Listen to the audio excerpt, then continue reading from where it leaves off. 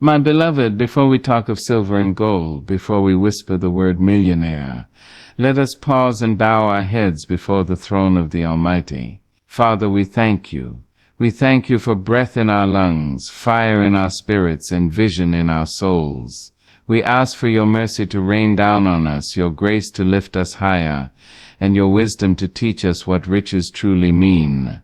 When God begins his sacred work in your life, he does not rush to fill your hands with treasures you cannot yet hold. Instead, he starts with the very soil of your being, your heart. For what good is gold if the vessel that holds it leaks? What use is a mansion if the spirit within it is hollow? My beloved, hear me well. When the Creator prepares you for abundance, he digs deep into the chambers of your soul, sweeping out bitterness, washing away envy, and polishing your inner walls with grace. He knows that no riches of earth can endure unless the heart is trained to steward them with wisdom and humility. I have seen men who counted their wealth in millions but could not buy peace enough to sleep through the night. I have seen women adorned in jewels yet aching with loneliness that no diamond could comfort. You see, money without a sanctified heart is a crown placed upon a restless mind. It shines brightly but presses down heavily. But when God takes his time to shape your heart, he is preparing you not merely to have riches but to hold them rightly, to carry them without breaking, to use them as tools rather than chains. God begins his work by teaching you contentment with little, for he knows that if you cannot praise him over bread, you will not honor him over banquets. He whispers into the corners of your soul, "Can you bless my name when your pockets are empty? Can you sing when the cupboard is bare?" And when you answer yes, when you lift your voice in thanksgiving, not because of what you hold, but because of who he is, then, my child, you have passed the first test, for only a grateful heart can handle great riches.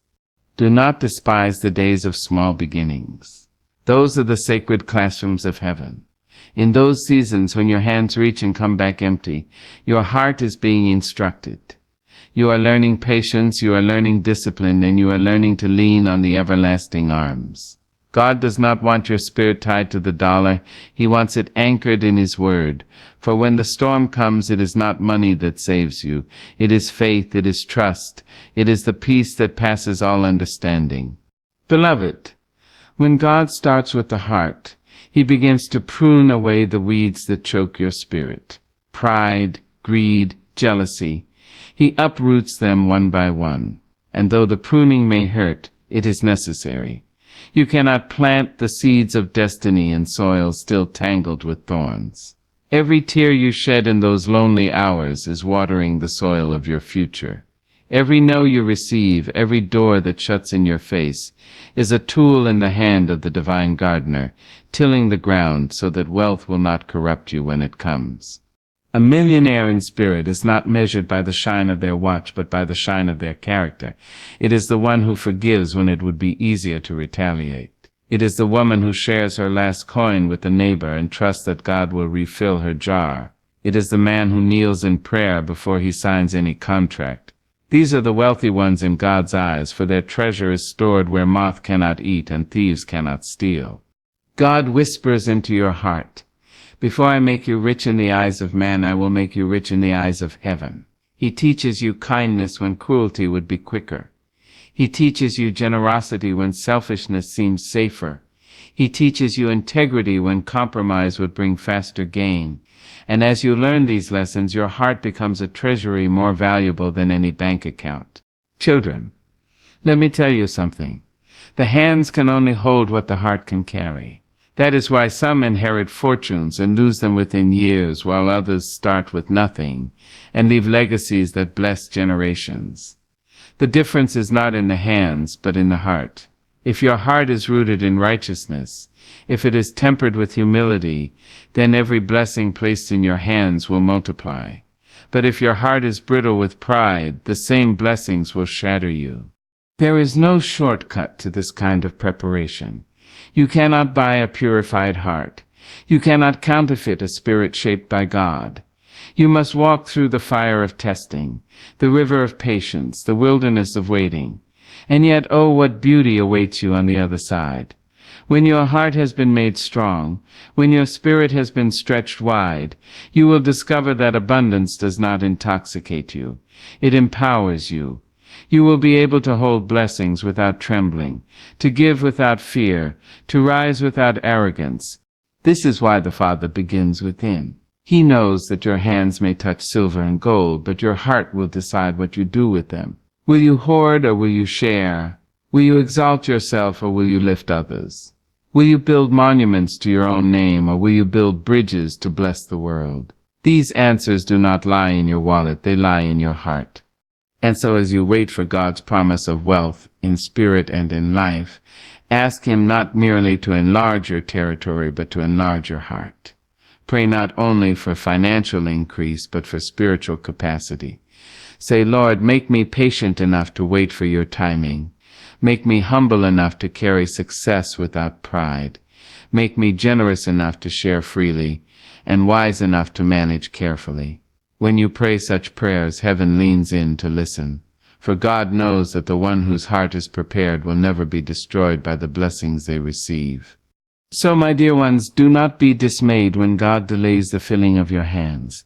He is not withholding, He is preparing. He is crafting within you a spirit too strong to be broken, a heart too rich to be emptied, a soul too anchored to be swept away. And when He is done, when your heart beats in rhythm with His will, He will open the windows of heaven and pour blessings that will not crush you but crown you. Yes, my beloved, when God begins His work, He begins with the heart. For only a heart shaped by His hands can hold the treasures of eternity and still remain free.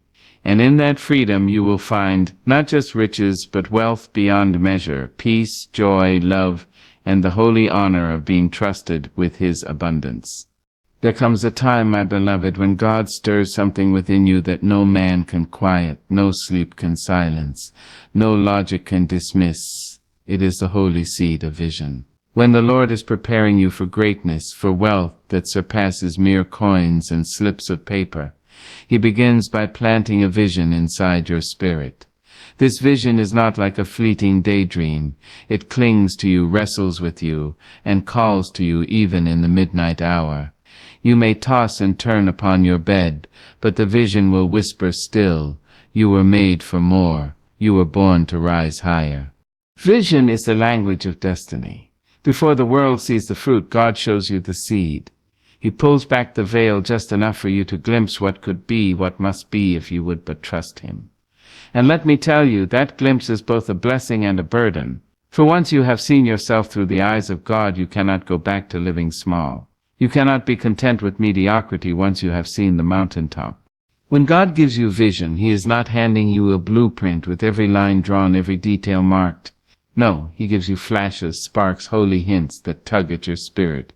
He gives you a dream too grand for your present means, a calling too vast for your current capacity. Why does He do this? Because vision must stretch you. If your dream fits neatly within your pocket, then it is not from God. But if it requires faith to pursue, courage to chase, and patience to endure, then, my child, you are standing in the glow of a divine vision. And yet vision will cost you.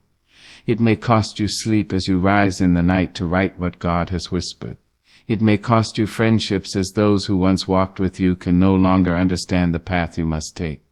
It may cost you comfort, for vision never asks you to stay where you are, it pulls you into the unknown.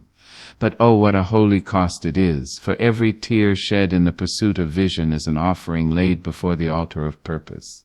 Think of Joseph, that dreamer with a coat of many colors. He saw visions of greatness, sheaves bowing down, stars bending in reverence. His family mocked him, his brothers despised him, yet the vision burned in his heart. Though he was thrown into a pit, sold into slavery, and chained in a dungeon, the vision did not die. It kept him alive, kept him faithful, kept him hopeful, until the day it came to pass. That is the power of vision. It survives the pit, the prison, and the pain. When God prepares you with vision, He is not only showing you where you are going, He is shaping who you must become. For vision requires discipline. You cannot run wild when you are carrying a dream. You cannot squander your energy when destiny waits on you. Vision teaches you to say no to distractions, to silence the noise, to walk away from temporary pleasures for eternal gains. Vision is not a plaything, it is a sacred trust. Beloved, vision also demands faith. It will not always make sense. The people around you may laugh. They may say, "How can you with so little dream of so much?" But remember, Noah built an ark without a single drop of rain on the horizon. Abraham left his homeland, not knowing where he was going, only that God had promised. Moses stood before a Red Sea with nothing but a staff. Each of them carried vision, and vision carried them. Do not despise your vision simply because it looks impossible. In fact, the impossibility is the proof of its divine origin. If you could achieve it on your own, then it would not require God. But when the dream is too large for your own strength, when the vision is too heavy for your own hands, then you must lean on the everlasting arms, and that is where the miracle unfolds. And let us not forget, vision is not given for selfish glory. God does not show you abundance so that you may hoard it. He reveals your future wealth so that you may bless nations, feed the hungry, clothe the poor, educate the children, and lift the broken. A true vision from God always carries within it a mission greater than yourself. If your dream ends with you, then it is not from heaven. But if it stretches to touch others, to heal, to serve, to uplift, then you are walking in the holy path of vision. Now, child, I must tell you, vision will not unfold overnight. You may see it in a flash, but you must walk it out step by step, year by year. The vision will test your patience, for God uses waiting as a tool of preparation. Do not rush ahead of His timing. A vision birthed too soon is as dangerous as a seed pulled from the soil before it has rooted. Trust the process. Water your vision with prayer. Nourish it with study. Protect it from naysayers. Believe in it even when the world does not. And one day, after seasons of labor and years of faith, you will look around and realize the vision has become life. What once was only in your spirit now stands before your eyes. What once was just a whisper in the night now sings loudly in the daylight. And you will remember the lonely hours, the sacrifices, the doubts you overcame. You will bow your head and say, "Surely this was the Lord's doing, and it is marvelous in our eyes." So do not ignore the visions that stir within you. They are not accidents. They are not foolish whims. They are holy sparks of eternity placed inside your temporary vessel. When God gives you vision, He is entrusting you with a piece of His divine plan. Carry it with reverence. Pursue it with courage. Protect it with faith. For vision is the torch that lights your path to the destiny of becoming a millionaire in spirit and in life. And remember, beloved, vision is not given to the strong or the mighty alone. It is given to the willing, to the faithful, to those who dare to believe that God's word is greater than man's doubt. If He has shown it to you, He will bring it to pass. Hold the vision even when it feels heavy. For in due season, the very thing that keeps you awake at night will one day awaken the world to the glory of God through you. Discipline, my dear child, is the holy classroom where God prepares His chosen ones. Before He entrusts you with wealth, before He dresses you in abundance, He tests you with little things. He watches not how you behave when the table is overflowing, but how you walk when the cupboard is bare. He observes your choices not when the bank account is swollen, but when it is near empty.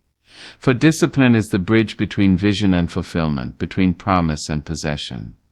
Without it, even the brightest dream crumbles like sand in the wind. God does not hand the treasures of eternity to those who cannot manage a seed. The scriptures tell us, "He that is faithful in that which is least is faithful also in much." That is heaven's principle, and it does not change. If you mishandle the little, your time, your words, your responsibilities, how can you handle the great? If you waste the single coin, how can God trust you with the millions? Discipline is not punishment. It is preparation. It is the shaping of your character, so that you may hold abundance without being destroyed by it. Look at the farmer. Before he gathers a harvest, he must first plant seeds. He must rise early, sweat in the field, and water diligently. He does not see fruit overnight, yet he does not abandon the soil. That is discipline. He trusts the process, though the evidence is unseen, and in due time the land rewards his consistency. Beloved, your life is no different. The blessings you desire require steady hands, a faithful heart, and a disciplined spirit. When God begins to cultivate discipline in you, he starts small. He may ask you to save a little, even when saving seems useless. He may nudge you to rise early and pray, though your body begs for sleep. He may whisper to you, turn off the noise and read my word, even while the world pulls at your attention. These small acts, these quiet obediences, are the foundation stones of greatness. They may seem insignificant, but they build the strength to handle what is to come. Do not despise these lessons, for they are holy tests. Consider David, that shepherd boy. Before he held the crown, he held a harp. Before he faced Goliath, he faced the lion and the bear. God trained his hands in the fields, where no one applauded, before he set him upon the throne, where nations watched. Discipline is often formed in secret places. You will not always be praised for it, but heaven sees, and heaven rewards.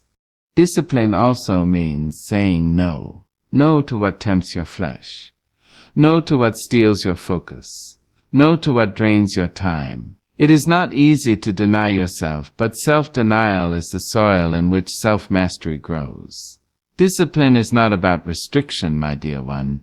It is about freedom. The disciplined soul is not bound by impulse, not enslaved by habit, not tossed by every passing wind. The disciplined soul can stand firm, can make choices aligned with destiny rather than desire. And let us speak plainly, money without discipline is a curse. How many have won fortunes only to lose them within years? How many have been lifted quickly only to fall violently? It was not the absence of wealth that destroyed them, it was the absence of discipline. But when God fashions a disciplined spirit, even little becomes much. Even in scarcity you will find stability. And when the flood of abundance comes, you will not drown, you will swim. Discipline is also patience dressed in action. It is the ability to keep moving forward, step by step, without rushing, without despairing. You may not see results today, but you keep working. You may not hear applause tomorrow, but you keep building. You may not taste victory next week, but you keep trusting. Discipline teaches you that greatness is not a single leap. It is a series of faithful steps. And hear me well, beloved, discipline is love. To discipline yourself is to love your future enough not to betray it for the comfort of today. To discipline yourself is to love God enough to honor his instruction even when it costs you. To discipline yourself is to love others enough to prepare so that when abundance comes, you can bless them without fear of loss. Discipline is the proof of love in action. There will be days when your flesh rebels, days when your mind whispers, why bother? No one is watching. On those days, remember this: God is watching. The one who formed you, the one who called you, the one who wrote your destiny. He is watching. And he is pleased every time you choose discipline over indulgence. Each act of restraint, each moment of focus, each step of obedience. These are jewels in your crown, unseen by men but celebrated in heaven. Child, if you would be a millionaire in spirit and in life, discipline is not optional, it is essential. The millions are not in the money, they are in the moments you master yourself. The millions are in the strength to say no to waste, yes to wisdom, no to doubt, yes to faith. The millions are in the unseen victories, choosing prayer over panic, diligence over laziness, generosity over greed. These victories compound like interest, multiplying until your life overflows with abundance. So rise each day with purpose. Treat each task, no matter how small, as holy training. If you sweep floors, sweep with excellence. If you count coins, count with integrity. If you speak, speak with truth. For the way you handle the little today will determine the way you handle the much tomorrow. And when at last God opens the floodgates of heaven, you will not be unprepared. Your hands will be steady. Your spirit will be strong. Your character will be worthy. Yes, beloved, discipline is not a chain but a key. It unlocks doors you never thought you would enter. It carries you from vision to fulfillment, from promise to possession. It is the unseen power that prepares you to hold wealth without being held by it. And when you have learned it, when you have walked faithfully in it, you will stand as a millionaire not only in the eyes of man but in the eyes of God. Rejection, my beloved, is one of God's strangest and most misunderstood gifts. At first touch, it feels like fire on the skin, sharp and stinging. It feels like the weight of the world pressing you down into the dust. But when heaven is preparing you for greatness, for wealth in spirit and life, rejection is not your enemy. It is your teacher, your sculptor, your sacred companion. It is the hand of the Almighty pulling you away from the wrong places, the wrong people, and the wrong purposes so that you may be set apart for destiny. When rejection visits you, it often does not knock politely at the door. It storms in uninvited. Friends you trusted walk away. Opportunities you prayed for dissolve before your eyes. Invitations you longed to receive are never sent. You may find yourself wondering, Lord, why do they not see me? Why am I always the one overlooked, dismissed, abandoned? And the heavens whisper softly, because you are not meant to fit there. You are not meant to be celebrated by those who cannot carry your crown. Oh, hear me well. Rejection is not always man's cruelty. Often, it is God's protection. When He sees where you are headed, He knows who cannot go with you. He knows which friendships will drain your spirit, which opportunities will chain your soul, which paths will lead to ruin. So in His mercy, He closes the door. He allows their eyes not to see your worth, their hearts not to welcome your presence. It feels like punishment, but it is preservation. It feels like abandonment, but it is alignment. Think of Joseph once more. His brothers rejected him, despised his dreams, cast him into a pit, and sold him into slavery. What could be harsher rejection than betrayal by one's own blood? Yet every step of rejection was a step toward his destiny. Had his brothers embraced him, he would never have found Egypt. Had he not been falsely accused and cast into prison, he would never have entered Pharaoh's palace. The stone that the builders rejected became the cornerstone. Joseph's rejection was the divine redirection that seated him upon a throne. And so it is with you. Each time rejection pierces your heart, ask not only, why, Lord, but also, where are you leading me, Lord? For rejection does not mean you are worthless. It means you are being repositioned. It means your value is too great for where you are now. You are being lifted from the familiar, so that you may be planted in the extraordinary. Do not despise the season of loneliness. It is in those quiet nights, when no one calls your name, that God calls you louder. It is in those empty rooms, when applause is absent, that you learn to hear the still small voice.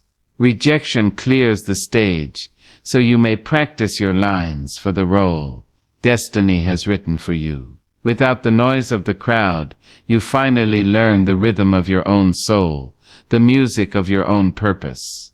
Rejection also purifies your motives. When you are overlooked by men, you must ask yourself, am I doing this for their praise or for His glory? When you are excluded from their table, you must remember, my seat is already reserved at His. Rejection strips you of pride, teaches you humility, and anchors your worth in the only one who cannot cast you aside. It teaches you to stop chasing validation in the eyes of others and to find your reflection in the eyes of God. And my child, I must tell you a holy secret. Those who reject you today may one day need the very gift they despised. Those who mocked you may return in need of your wisdom. Those who closed their doors may one day knock at yours. But by then rejection will have refined you, healed you, and taught you mercy. You will bless those who cursed you. You will feed those who starved you. You will extend kindness to those who turned away. For rejection, when surrendered to God, breeds not bitterness but compassion. Consider Jesus Himself, rejected by His own people, scorned by the very ones He came to save. The crowds who cheered Hosanna turned swiftly to cry, crucify Him. Yet His rejection upon the cross became the world's redemption. Out of the deepest wound came the greatest healing. Out of the cruelest dismissal came the most glorious victory. If the Son of God was rejected and still rose, then take courage, beloved, you too shall rise. Rejection is also the sharpening of your resilience. Every no you endure strengthens your ability to stand taller. Every slammed door trains you to knock with persistence on heaven's door. Every empty chair at your table makes room for angels unawares. Rejection toughens your skin but softens your heart if you let it. It teaches you not to crumble when people leave, not to faint when life denies you, but to trust that something greater is being prepared beyond your sight. Do not beg to be accepted where you were never meant to belong. Do not chase after people who cannot value the gift you carry. Do not cry too long over doors that are locked, for perhaps God Himself turned the key. Instead, lift your head and know that every rejection is an announcement from heaven. You are being set apart. You are chosen for more. So when the sting of rejection presses against your soul, breathe deep and remember this truth. Diamonds are not formed in comfort. They are born in pressure, in darkness, in hidden places where no eye admires their shine. And yet when they are revealed, their brilliance is undeniable. So it is with you. Your rejection is not the end of your story, it is the beginning of your unveiling. Rejoice then, my beloved, when others turn away. Rejoice when doors close, when invitations never arrive, when applause falls silent. For it is proof that God Himself is setting you apart, refining you, pruning you, aligning you. And when the appointed time comes, those very rejections will serve as testimony. You will stand in your wealth, wealth of spirit, wealth of life, and declare what man rejected, God has resurrected. What they denied, heaven supplied. What they cast aside, God lifted high. So let your rejection not make you bitter, but better. Let it not weaken you, but work you into strength. For rejection is not the end. It is divine redirection. And child, when God is preparing you to be a millionaire in spirit and in life, rejection is the mark upon your journey that says chosen, set apart, destined for greatness. There comes a season in a man's life, in a woman's life, when God whispers into the marrow of your bones, child, you must change the way you see yourself. It is not the whisper of the crowd, it is not the murmur of family or friend, but the holy resounding call of the Almighty that demands you to rise above the limitations of yesterday's thinking. For you see, wealth, true wealth, is never first counted in coins or carried in paper. It is first conceived in the quiet chambers of the mind. If your thoughts are chained to poverty, then no matter how much treasure is placed in your hands, it will slip away like water through open fingers. But if your thoughts are trained to abundance, if your heart dares to believe in overflow, then even the smallest seed will become a harvest too vast for your barns. Changing your mindset is not a small matter. It is a divine assignment. It is the uprooting of weeds planted long ago, words spoken over you that said you were not enough, experiences that scarred you into believing you were meant to struggle, teachings that preached limitation instead of liberation. God in His infinite mercy begins to press upon your soul a new truth. As a man thinketh in his heart, so is he. And when you begin to think differently, you begin to live differently. A child raised to believe they are unworthy of greatness will cower when opportunity knocks. But when that same child hears the voice of heaven declaring, you are chosen, you are capable, you are destined for more, their back straightens, their eyes lift, and suddenly the door that once seemed heavy swings open with ease. The shift begins quietly. One morning you wake, and instead of saying, I cannot, you whisper, I can. Instead of complaining of lack, you begin to thank God for what is in your hands, however small it may seem. And that gratitude becomes the soil in which new blessings take root. Poverty of mind often speaks in the language of excuses, but abundance of mind sings in the chorus of possibilities. When God is preparing you to be a millionaire in spirit and in life, He first takes you through the refining fire of thought transformation. He challenges you to break patterns that generations before you may have embraced. He asks you to look at the world not through the dim candlelight of fear, but through the blazing sun of faith. I've seen it with my own eyes. People with little education, little background, little inheritance, but with a great vision inside them. And that vision, watered by faith and discipline, turned into a stream of wealth, that blessed not only their homes but entire communities. They did not wait for the world to tell them they were worthy. They believed it when God whispered it into their souls. You see, poverty is not simply a matter of money. It is a matter of perspective. A man who believes the world is barren will never plant seeds, and thus will never reap a harvest. But a man who believes in the fertile promise of tomorrow will sow even in hard ground, and in due season his barns will overflow. Changing the way you think is not comfortable. It means silencing voices that have long echoed in your mind. It means refusing to agree with fear, even when fear presents itself with facts. It means declaring, I am rich in purpose, I am rich in wisdom, I am rich in courage, and the riches of heaven will follow me into the earth. God trains your thoughts, because He knows your thoughts will shape your choices, and your choices will shape your destiny. To become a millionaire in spirit and in life, you must see yourself already seated at the table of plenty, even when your current meal is small. There is a dignity that rises up in those who shift their mindset. They no longer envy the success of others, for they know their time is coming. They no longer beg crumbs, for they understand they are heirs to the kingdom. They walk with a quiet confidence, not arrogance, but a peace that says, My Father owns the cattle on 1,000 hills, and He has promised to supply all my needs. That change in thought creates change in speech. You begin to speak life where you once spoke defeat. You begin to declare promises where you once repeated problems, and the world, listening to your words, begins to align with your faith. I must tell you, beloved, wealth without mindset is fleeting. How many men have inherited fortunes only to lose them because their minds were still shackled to lack? How many women have stumbled into opportunity but squandered it because their hearts were still bound to fear?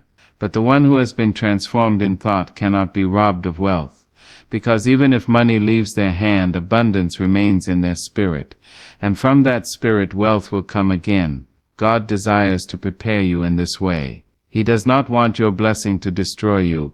He wants your blessing to sustain you. So lift your thoughts higher.